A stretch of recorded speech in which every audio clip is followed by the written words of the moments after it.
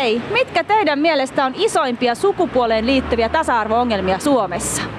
Ehkä palkkaus. Naisen ja miehen palkan epätasa-arvo. Naiset on edelleen alipalkattuja. Minusta tuntuu, että helpommin syrjitään eikä välitetä vanhemmista naisista verrattuna vanhempiin miehiin. Eikö toi armeija ole? Mimmit vissiin tienaa vähän vähemmän. Naisten sortamisesta on lyöty rumpua vuosikymmenet. Kuulemme kerta toisensa jälkeen, että naiset törmäävät lasikattoon, naisia lyödään ja hakataan ja että naisen euro on vain 80 senttiä. Tasa-arvo-ongelmat ovat mediassa ja kahvipöytäkeskusteluissa usein juuri naisten ongelmia. Tässä on kuitenkin mies, joka väittää sukupuolisen tasa-arvon räikeimpien ongelmien löytyvän aivan muualta. Noin 80% tasa-arvopolitiikasta on suunnattu naisten aseman parantamiseen. Mutta jos tarkastelee miesten ja naisten asemaa erilaisten tilastojen valossa, niin näyttää siltä, että miehillä on 80% tasa-arvo-ongelmista. What? Voidaan sanoa, että tasa-arvopolitiikka on kohdistettu täysin väärin, aivan väärään sukupuoleen. Henry Laasanen on jyväskyläläinen työtön tutkija ja tunteita kuumentava blogisti.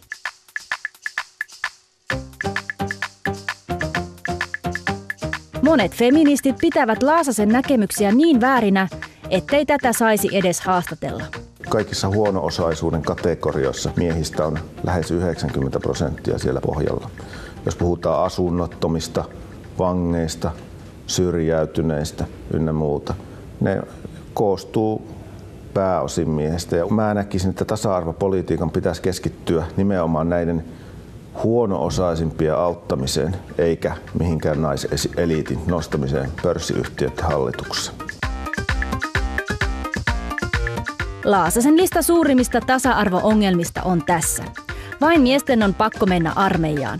Yksinäiset miehet syrjäytyvät, pojat eivät pärjää koulussa, miehet häviävät huoltajuuskiistat ja miehet kuolevat 7 vuotta nuorempina kuin naiset. Lopulta miehet maksavat naisten eläkkeetkin. Laasanen vertaa, että miesten eläkkeisiin sijoittama euro on 70 senttiä. Tosiasiahan on, että miehet ovat suuri nettomaksaja eläkkeissä, miljardiluokan nettomaksaja vuosittain. Naiset ovat taas miljardiluokan hyötyjä. Sä oot kohta jäämässä eläkkeelle. Laskin työpäivät 31. Varmaan hirveästi suunnitelmia, että mitä kaikkea kivaa aiot tehdä. Kaikkea mahdollista. No, tilastollinen fakta kuitenkin on, että et välttämättä porskuttele kovin monta vuotta. Minkälainen vääryys se sun mielestä on, että miehet elää 7 vuotta keskimäärin vähemmän kuin naiset? Mikä vääryys? Ei se mikä vääryys on, se on vaan, että jos sä sitten kerta kaikkiaan niin lähdet ryyppäämään, niin se on oma valinta myöskin, ja joka lyhentää ihan varmasti elämää. Sulla ei tällä top 5 listalla ole yhtään naisten ongelmaa. Ei ole. Minkä takia? No, koska ne ovat semmoisia vähän tekemällä tehtyjä ongelmia, jotka eivät ole todellisia ongelmia. Mistä mä tiedän, että tämä ei ole naisvihamielistä puhetta? Ei, mä sanotaan, että mä rakastan totuutta enemmän. Mä oon omasta mielestäni tässä oikeassa, ja minusta silloin kun oikeassa, niin pitää omasta käsityksestään kiinni.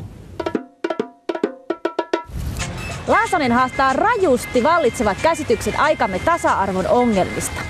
Pelkkää katkeran louskutusta vai aiheellista kritiikkiä? Hullu juttu yrittää nyt selvittää, mitkä ovat aikamme suurimmat tasa-arvon loukkaukset. Hankitaan tähän toinen näkemys. Top 5 lista vastakkaiselta laidalta naisasianaiselta. Suurimpia tasa-arvo-ongelmia olisi naisten työurallaan kohtaamat haasteet sekä palkkauksessa että uralla etenemisessä. Myöskin naisiin kohdistuva hyväksikäyttö, seksuaalinen häirintä ja väkivalta. Naisten työhönottotilanteessa ulkonäköä arvioidaan enemmän kuin miesten. Jopa palkkauksessa voi näkyä se, että mikä on naisen ulkonäkö tai ruumiin koko tai paino. Pajalan lista on tässä. Naisten heikko asema työelämässä, naisiin kohdistuva väkivalta, naisten ahtaat ulkonäkönormit, yksinhuoltaja äitien ja yksinäisten miesten köyhyys, naisten vaikeus yhdistää työ ja perhe. Sä täällä pyykkäilet. Joo, pyykkihommaa piisaa, varsinkin oksennustauti yön jälkeen, että silloin ei mitään muuta tekemistä olekaan kuin pyykkääminen. Sari Helin pyörittää yksin lapsiperheen arkea, kun aviomies on viikot töissä Brysselissä. Mulla on sellainen päivärytmi, että nousen aamulla itse erittäin hyvissä ajoin. Sitten herätän lapset ja teen aamupalan ja vien toisen päiväkotiin ja toinen lähtee ratikalla kouluun. Ja sitten kiiruhdan töistä sillä tavalla, että ehdin hakemaan toisen päiväkodista ja toinen on tullut koulusta jo. Kyllähän se aiheuttaa sen, että sähän tuijotat sinne kellokulmaan, sanotaan 3:30 lähtien, silleen koko ajan ding, ding, ding. Nyt mun on pakko lähteä, nyt mun on pakko lähteä, nyt vielä tämä puhelu, nyt mun on pakko lähteä. Ja sitten loput työt tehdään 9 jälkeen illalla kotona. Ja sitten olen mä luopunut yhdestä erittäin hyvästä tehtävästä perheen takia. Mä olisin ollut ihan yötäpäivää töissä 24/7. Nautin minuutin siitä ajatuksesta, että ihanaa mä pääsen päätoimittajakerhoon.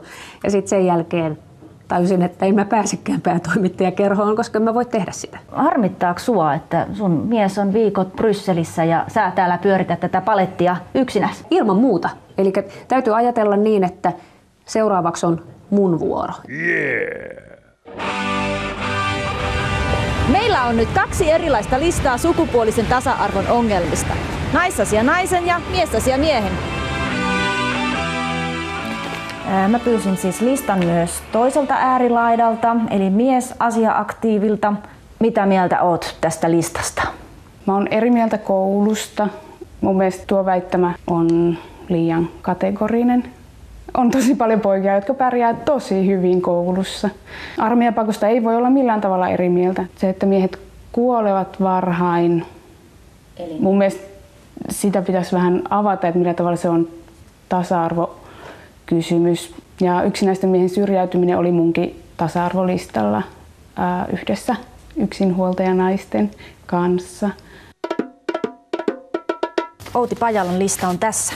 Miltä näyttää? Minusta se ei vedä lähellekään vertoja miesten tasa-arvo-ongelmien listalla. Tähän liittyy tähän yksinhuoltaja äitien asemaan monenlaisia suurempia ulottuvuuksiakin niin kuin miesten tasa-arvon kannalta. Että tavallaan, että mitä suuremmaksi yksinhuoltajien saamat korvaukset nostetaan, niin sitä enemmän se houkuttelee naisia ryhtymään yksinhuoltajiksi. Tämä aiheuttaa sellainen järjestelmä, josta yhä suurempi osa isistä syrjäytetään sitä perheestä ja se isän rahat kierrätetään valtion kautta sille äidille, jotta sen ei tarvitsisi ryhtyä parisuhteeseen tämän miehen kanssa. Laasanen ei usko myöskään palkkauksen epätasa-arvoon. Tästä on olemassa Pauli Sumaasen tekemä tutkimus, jonka mukaan miehet tekee 20% enemmän työtä kuin naiset. Jos naiset saa 20% vähemmän palkkaa, niin tässähän ei ole mitään tasa-arvo-ongelmaa.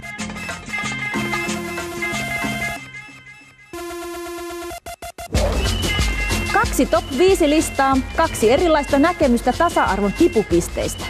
Kumpi lista on painavampi?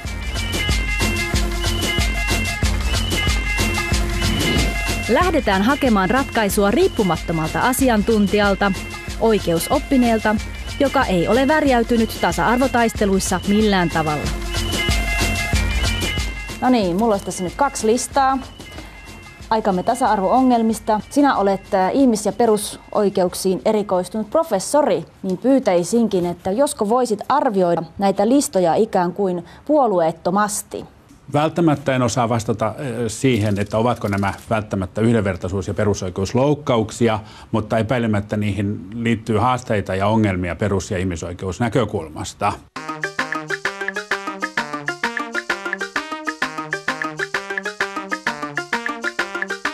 Perusoikeusprofessorin lista aikamme suurista tasa-arvo-ongelmista on tässä. Miksi otit nämä esille?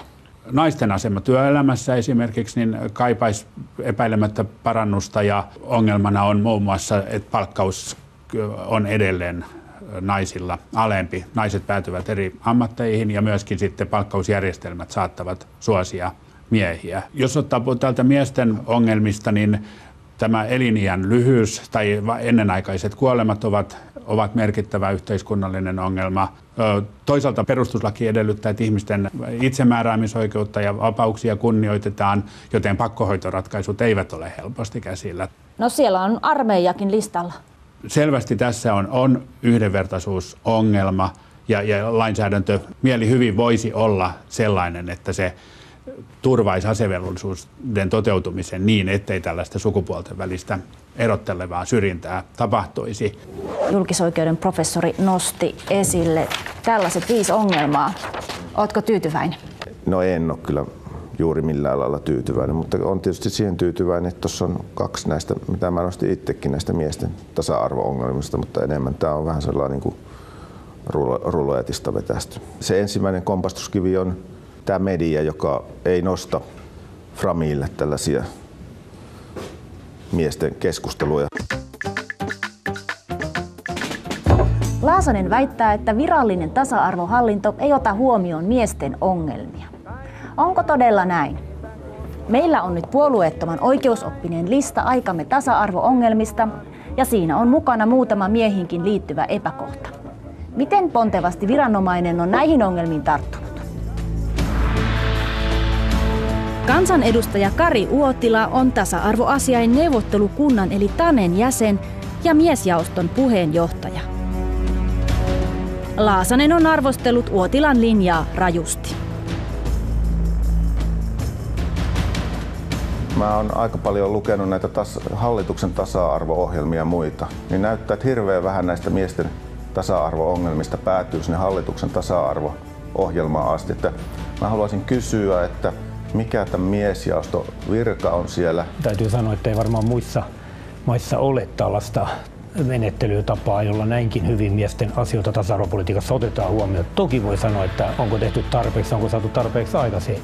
Uotilan mukaan miesjaosto on käsitellyt kaikkia perusoikeusprofessorin listaamia tasa-arvo-ongelmia. Esimerkiksi tämä armeijan pakkoväen miehillä, niin me käytiin erittäin pitkä keskustelu, mutta miesjaosto on sitä mieltä, että siihen sisältyy tasa-arvo-ongelma. Tasa-arvoasiain neuvottelukunnassa armeijasta ei kuitenkaan ole puhuttu. Ei meillä niin iso valta ole, että jos miesjaosto jotain asiaa käsittelee, niin koko valtakunta sitä seuraavana päivänä puhuu. Eikä teillä ole mitään valtaa ajaa lävitse tätä, että oletteko te siellä vaan tossu alla ja vikiset? Joo, kun eduskunnassa kun puhutaan lainsäädännöstä, koskee se tasa-arvolakia tai se koskee asevelvollisuuslakia tai mitä tahansa, niin ikävä kyllä se on enemmistö päättämä. Tämä on toinen, mitä sä oot puhunut, että miehen vuosi on 11 kuukautta. Eli tästä on aika suuri yksimielisyys, että tämä on jonkinlainen miesten tasa-arvo-ongelma. Niin Vasemmistoliiton miespoliittinen työryhmä on ehdottanut, että pitäisi luoda järjestelmä, jossa miehet kutsuttaisiin terveystarkastuksiin johonkin kontaktiin. Mikä instanssi on se, joka on se moottori, joka siirtää ne rahat sinne miesten eliniän pidentämiseen? Te puhutte 10 hyvää, mutta siellä ei sitä yhtäkään hyvää tahdo löytyä sitä ohjelmasta. Mutta nämä ihan oikeasti, niin ei se ole tahdon puutetta, vaan nämä isot tällaiset niin kuin asenteelliset ja arvoasiat muuttuu yhteiskunnassa hyvin hitaasti. Tasa-arvoyksikössä on ollut pitkään 16 naista eikä yhtään miestä. Nämä on vaikeita juttuja, koska tällaisiin miehityksiin ei tasa-arvolaki sinällään nämä kiintiöt niin kuin, tuo turvaan. Jos jonkun asian pitäisi olla tasa-arvoinen, niin eikö tasa-arvoelinten pitäisi olla Kyllä pitäisi olla, olen ihan täysin samaa mieltä, mutta syrjintää ei saa tehdä. Liian vähän miehet ovat koulutuksen saaneet ja pätevät miehet hakeutuneet. Niin, esimerkiksi pörssiyhdistysten hallituksiin pyritään hakemaan kiintiöitä, että kyllähän siellä se sukupuoli menee sen pätevyyden edelle. Mä oon lähinnä sanonut se, että Uotila ja Relander edustaa tämmöistä äärimaltillista miesaktivismia. Tuodaan kyllä semmoisia aloitteita politiikkaa, jotka on feministienkin sulatettavissa. Varmaan te siitä syystä oottekin kansansuosiossa ja eduskunnassa. Minä väitän kyllä niin, että edustamani linja on paljon järkevämpi. Sellainen, että se on nollasummapeliä ja pitää voittaa toinen sukupuoli, jotta oma sukupuoli vahvistuu, niin se on minusta väärä lähtökohta. Ei se ole mitään äärilinjaa, vaan se on sitä oikeaa tasa-arvoa. Tämmöistä tyypillistä poliitikon puhetta, että antoi vähän vahvistusta sille, mitä mä olin kuvitellutkin, että se on enemmän semmoista, puhutaan miesten asioista, mutta jos ei ne etene mihinkään, niin jätetään sitten siihen. Ja sä et tossa sellaista äärilaidallista ladannut kuin netissä, niin ootko sä alkanut katulinjahas? No, en mä tiedä, kai sitä vaan menee pupupöksyn, kun kansanedustaja heitetään esiin. Hänellä on oma tapansa toimia ja minusta hänen tapansa on väärä ja minä puolustan omaa tapaani. Mitäs jos tää sun linja onkin väärä? En mä usko, että se on väärä ainakaan niin kuin tasa-arvokeskustelujen kannalta.